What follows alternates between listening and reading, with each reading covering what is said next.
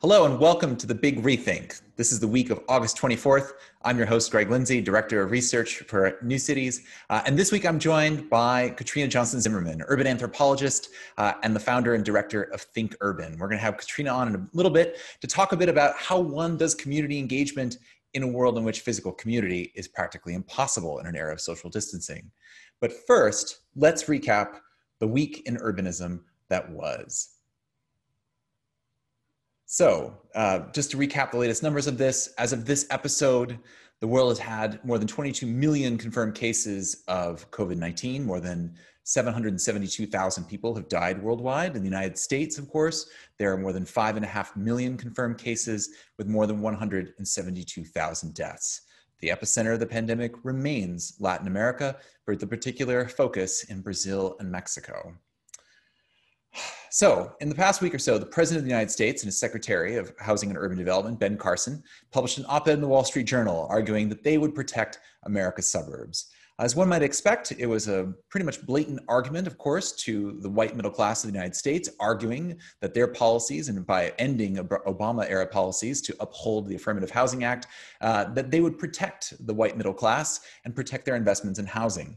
Now, this is, of course, part of the president's ongoing campaign strategy to shore up his base. The irony, of course, of it is that the suburbs that they're trying to protect by and large don't even exist. The next generation of millennial homeowners aren't particularly interested. And you can see why that they would try to basically sort of draw this line in the sand. This is some latest financial data showing that when it comes to housing starts in the United States, they've had a V-shaped recovery. This helps to explain in part why we've seen the stock market so buoyant, I think. But I just published a report on August 17th, shortly after the president's op-ed, a report called the Millennial Metric that we've been working on for quite a while, looking at where the millennial generation, who turned 40 next year, would go to raise their families. And in either an inspired bit of foresight or perhaps just the conventional wisdom playing out, what I found in my report and sort of argued is that yes, that millennials were of course the most financially constrained generation in American history, and that this supposedly urban generation would seek to keep the amenities that they've had. But those who chose to have families, who chose to raise children, would move eventually, by and large, to the suburbs of the United States, but they would attempt to remake those suburbs more in their image. And this is exactly what we've seen playing out here as basically millennials choose to relocate to the inner rings of suburbs where they can afford it. And of course, choosing to basically densify and infill those neighborhoods where they can afford it.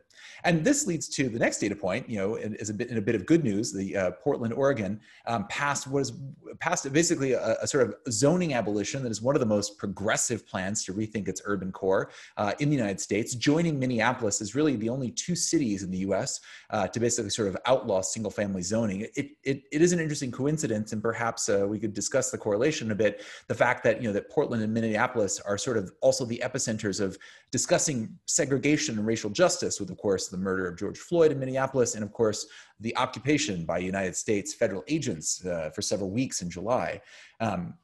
But it is sort of interesting seeing this sort of rethinking of what missing middle housing should be. And by missing middle, I mean Portland is now going to allow, I think, up to the construction of 6 units by right on any given lot, allowing these sort of single family neighborhoods to densify more than they already had. Now, this, of course, is happening at a time where even where housing starts are up and home sales are up in many cases, we're also seeing, of course, this is rising delinquencies of total loans. This, of course, is happening, as we know, against the backdrop of universal basic income ending, the $600 a month payment stopping. We've also seen here, this is an interesting stat that came out during a recent City Age conference, showing that single-family homes are rapidly becoming one of the largest rental classes in many U.S. states. And this is the legacy of over a decade ago, of course, of Blackstone and other large private equity groups pouring into companies like Invitation Homes and American Homes for Rent to basically create this asset class of the single family rental home, permanently taking these homes off the market. So we're seeing, that basically the American single family homeowner in these suburbs is becoming ever more stressed and ever further away from the sort of, 1950s utopian ideal that the president thinks he's calling to. Now, this raises, of course, the ongoing debate, which is now being fought on Twitter for the umpteenth consecutive week, about whether we're seeing, differences here in sort of, cities versus suburbs. And by this, I mean, the current data coming from Zillow, and this has been quite interesting for me, is that basically sort of Zillow and Redfin are kind of arguing at cross purposes here. So Zillow put out its 2020 urban suburban report and found that even though single family homes are of course more popular, it's cities like New York and Portland and San Francisco even, where they continue to appraise in value. And I thought this was interesting too, that, that while most cities are actually holding on fairly closely, San Francisco is under a bit of stress. When we talk about perhaps the end of cities, we're talking about that tiny postage stamp size city at the end of the peninsula there, where there is in fact, a large flight to less expensive nearby metro areas. But we're basically seeing the retainment of value in this, and that people are holding on to city life. Now, those cities are, of course, suffering from increased financial stress at the same time. Let's not overlook this. This is some Yelp data. I think I referred to this in the last episode here, showing that the share of temporarily closed businesses is rising in cities across the United States. And that, the same cities that we talked about, Los Angeles, New York, San Francisco, are suffering some of the largest closures. And that, of course, has impacts on sales taxes and the other revenue formulas that keep these cities afloat. This is a New York Times chart showing how, New York City, of course, is far outstripped in its upstate neighbors having financial distress. But you can sort of see how none of the various tax bases are basically sort of preventing American metros from having anywhere between 4 to 16% declines in their revenues, which is of course leading to this new round of austerity, as we've talked about on past episodes. And the New York Times also had a piece this past week looking at how transit cuts in many of these areas are of course, adversely impacting some of the most marginalized communities already, where hour-long commutes via public transit are now becoming 2 or even 3 hours. And this of course maps to historic data in the United States that, the most marginalized communities are the ones that have the fewest jobs accessible to them within public transit. Well, in other bleak news, transitioning there abruptly, this is also switching to climate change, are sort of, hammering upon this about the impacts going forward. This is a map, visualizations, terrifying, of the Derico storm that swept through Iowa and Illinois in the past week. Essentially an inland hurricane that left 250,000 people in Iowa without power and caused massive damage there. A disaster that has basically been ignored by much of the United States media. Now, I bring this up because this, of course, is happening at the same time as a pandemic, is happening at the same time that we're seeing these financial stresses on cities. And so, we can see that this disaster, which of course is perhaps a freak storm, but we can see its implications for the coast during hurricane season and beyond, that, these rolling disasters of the pandemic, climate change disasters, financial austerity are slowly eroding the capacity of cities to actually respond to these disasters as they happen. And so, it shouldn't be a surprise, sadly, but, that this disaster is, of course, being overlooked amidst all of the other mounting disasters that are happening in the United States. Now, before I end, I want to end on a few pieces of good news, at least from around the world, and also showing that things could be different. I'm a huge fan of Barcelona and the sort of municipalist experiment there that Mayor Ada Colau has undertaken during her tenure. This is a screenshot from their new, basically free city-provided childcare program made available in some of the most marginalized areas of the city. And this points to, various proposals by Senator Elizabeth Warren in the United States to create nationalized free childcare. As we've seen during the pandemic for any working parents, that this is an absolute necessity and has perhaps led to the rush to reopen schools at a time when it's not necessarily safe. But we can see, cities investing in these kinds of programs for their citizens and focusing, of course, on the most marginalized first. Another bit of good news I want to focus is the decision by Bogota, which of course, made famous by former Mayor Enrique Peñalosa for his creation of bicycle lanes. Bogota is doubling down on its post-pandemic micromobility and aims to increase 50% of total city trips to bicycling. Now, this is interesting to me in several respects, one of which is the fact that the Transmillennial bus rapid transit system, which is also famous in Bogota, has reached its limits and is maxing out and is straining under deferred maintenance costs. The city never really built and invested in a metro line. So this is somewhat of a canny, tactical measure to actually shift people onto a mode the city could support. But it also speaks to, what kind of incredibly ambitious municipal goals cities could have in investing in bicycle lanes, bicycle highways, and other kinds of infrastructure.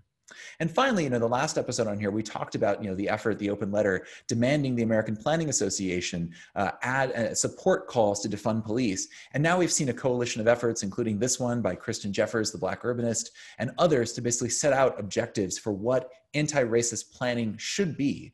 So things like, implementing equitable strategies in your practice, implementing a national ambassador mentorship program, how to prioritize Black businesses, all of these things that should be incorporated into the heart of the profession.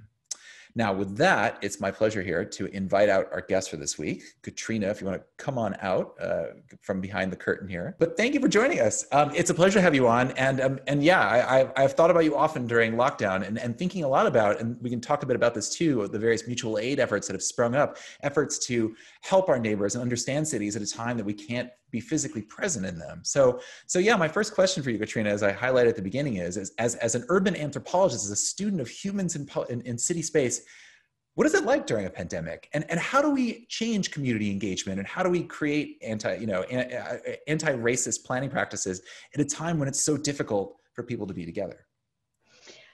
Yes, and thank you for having me. And firstly, I just want to say too, from all of the news recap, I basically hit all of those notes as an individual, as a millennial, going through my second major crisis and what feels like 10 at once, as you also said. And I also recently went through a hurricane. That was a lot of fun. It's a lot to handle. Obviously, I think all of us had to readjust. I think the sort of theme for the year is pivoting, I suppose. But as an urban anthropologist, my entire practice was direct observation in public spaces. So once people are no longer to be around each other, once public spaces were completely closed off, for instance, a lot of that just obviously came to a screeching halt, and I had to readjust. It does not come without a level of depression, but also, of course, once cities started coping, I suppose, with the pandemic in terms of its urban design and pop-up programming and so forth, we could actually see perhaps a hopeful outcome for some of the short-term measures that are being taken now as a response, but maybe in terms of keeping those in long-term sustainability aspects for the future of our cities to come.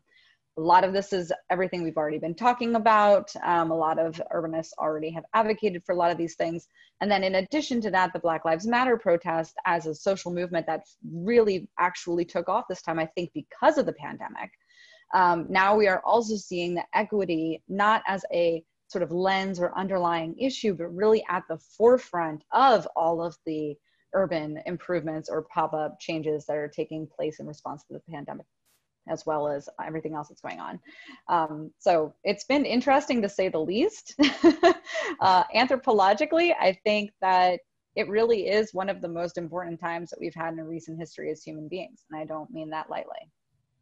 That is true. Well, one thing I'm curious about, obviously given the various calls from the Black planning community, earlier this summer, I spoke to Dr. Destiny Thomas of Thriven's group, who's really, her profile's been really elevated by writing essays about particularly that, that just because planners are pushing or rolling out these instant plans to put in bike highways and slow streets doesn't mean it's any less top down than perhaps the Robert Moses examples that you and I in the profession have decried. And so I'm curious your thoughts on how the profession has responded to this as well.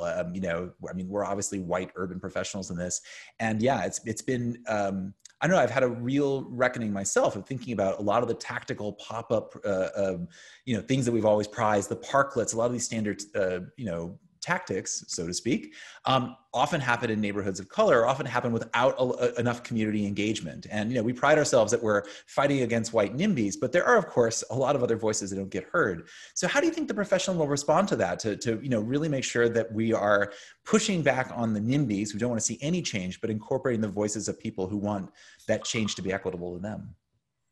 A lot of it is a systemic problem, and that's really been a lot of the issue behind the advocacy for things like bike lanes for quite a while.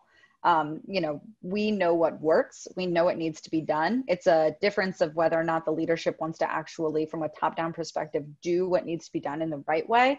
But regardless of knowing, of course, the engagement and the community ownership over whatever is happening is absolutely critical. What's interesting too is we're seeing right now this juxtaposition between top-down and bottom-up. And I think that maybe even the bottom up side is more important, whereby some individuals are just closing down streets themselves or setting up community refrigerators. So that way, you know, their neighbors have food where the city itself may have stopped its food provisions or something along those lines. The businesses being able to take ownership over their pop-ups for outdoor dining is another great example. So it's not necessarily a top-down prescription, but it's a business is saying, this is what I want in this way, and being, you know, having more flexibility to really take ownership of that space, less perhaps approval mechanisms in place. So a lot of that red tape going away in that sense really just allows for that ownership of the city. And that's really the underlying concept that I hope continues onward. Not even so much the precise urban design elements like parklets or bike lanes, but really just the understanding that you have a right to the city, and when given the agency to do so, you can do what is right for your specific location. And that's a kind of agency that we need to be giving individuals who otherwise haven't had it this entire time, or have been acted against this entire time oppressively. Interesting. So how are you carrying this work forward, or what's the next phase of your research on this? You recently received a grant from the Knight Foundation to sort of explore some of these issues. So once it is safe to go outside, one might say, I mean, it is obviously safe, it's just not safe to go outside around others necessarily. But yeah, how do you plan to carry this forward?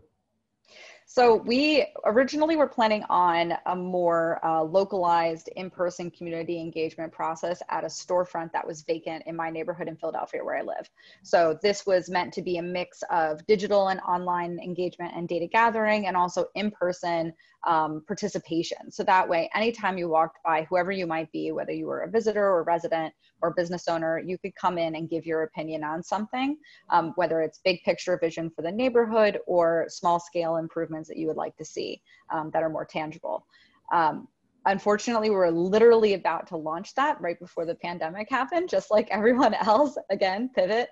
And so we were luckily enough one of the recipients still, because we were able to really kind of think of creative digital engagement ways of that data gathering instead of just the in-person. We're going to still have outdoor engagement, probably not inside of an environment anymore, unless, you know, a miracle happens and this thing, you know, gets cleared up within a year, but it won't. Depression. And basically, we're going to have to be creative about it. But it really means ensuring that the digital divide is bridged. It really means meeting everyone with empathy, understanding your own sort of capacity in that way and vulnerability, as well as everyone that you're going to be working with and talking to. But our ultimate goal is to create a more inclusive, equitable, really truly bottom-up vision for a neighborhood of the city that can hopefully expand and become an open data engagement platform for other places as well. So we're hoping to create a system that can be distributed in some way for other people to use too. And again, especially important now, considering that digital is obviously one of the best ways to talk to people. Yeah, well, I want to bring that up. I'm curious what you're seeing as sort of like the most, now you've discussed the most hopeful vision for it, what are some of the most egregious abuses, or what are your deepest fears about sort of the combination of austerity, surveillance, all the things that are obviously happening in this? I mean, I keep thinking about, you know, we've seen an acceleration by police in the United States to take on facial recognition tools. There's a report that just came out where like ICE has cut a deal with Clearview AI, which is doing mass facial recognition through Facebook and other social networks. And of course, you know, there's been a whole movement in various planning that, you know, we'll just basically do digital capture of things. We can incorporate that. So I'm curious, you know, between that and the fact that, like, you know, that a lot of community meetings only exist on Zoom, which implies you have broadband, et cetera.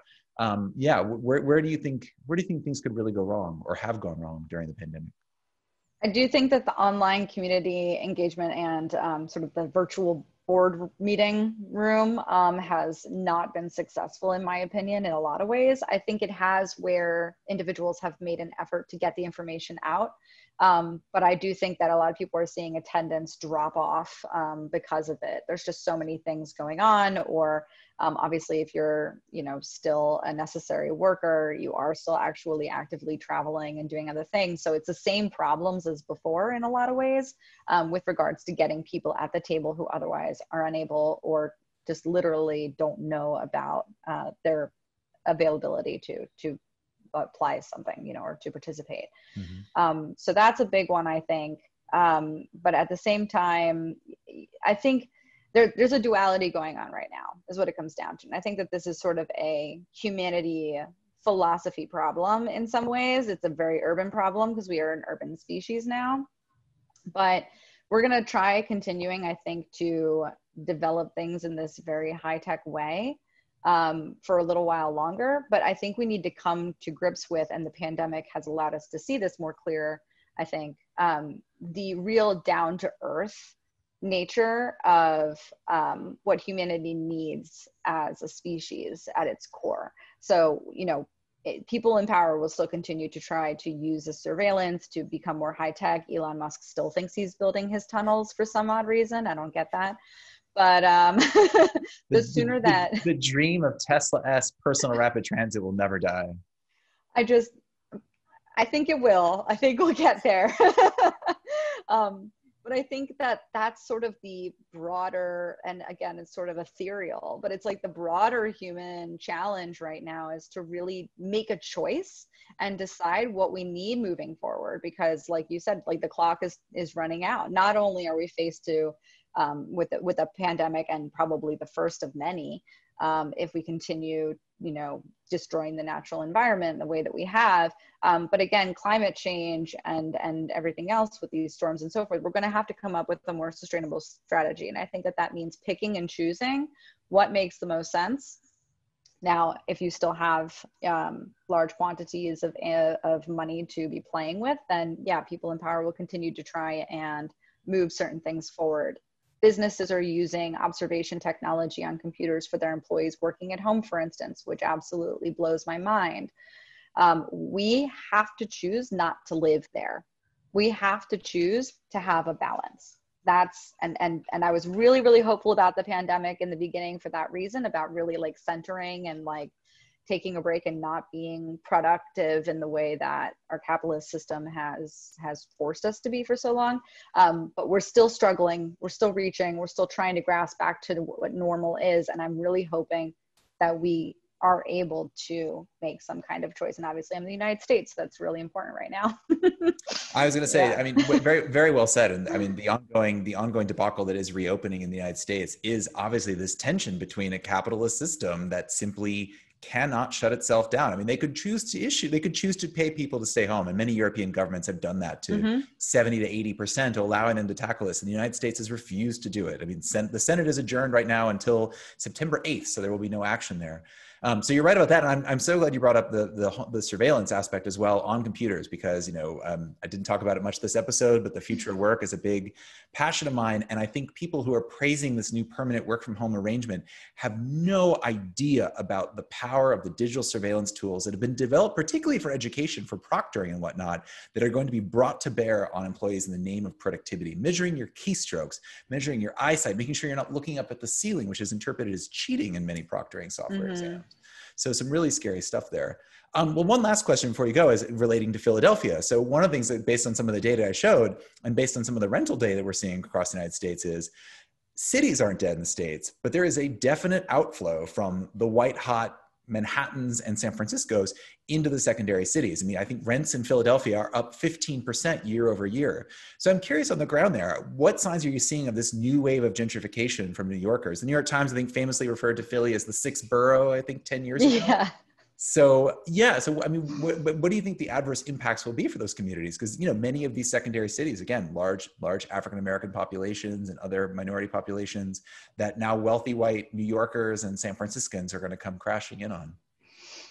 This actually has been a conversation for a while too, especially with cities like Philadelphia. And I think before you mentioned, you know, Minneapolis and Portland. I lived in Portland for a time at the peak of the, you know, millennial retirement kind of meme time frame. Also lived in New York City and did make the shift from Queens to Philadelphia by choice for a lot of those reasons. It's very walkable, way more affordable, very good access to parks and amenities in that sense. And so, you know, you can adapt in a more comfortable way here, as opposed to Manhattan, where your wiggle room for error is incredibly low, especially as a millennial, again, especially with all of that debt burden and so forth. And also just sort of, especially with this need for creative expression. Oh, I just recently dyed my hair pink. But in terms of like being able to experiment and have different kinds of outlets and have those slashes, and understand that the world isn't going to declare you obsolete or, you know, punish you for not working the 9 to 5.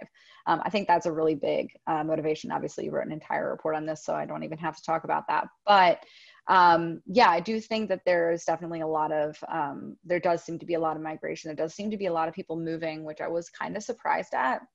I thought a lot more people would bunker down wherever they were to sort of ride it out, but there has been a lot of movement.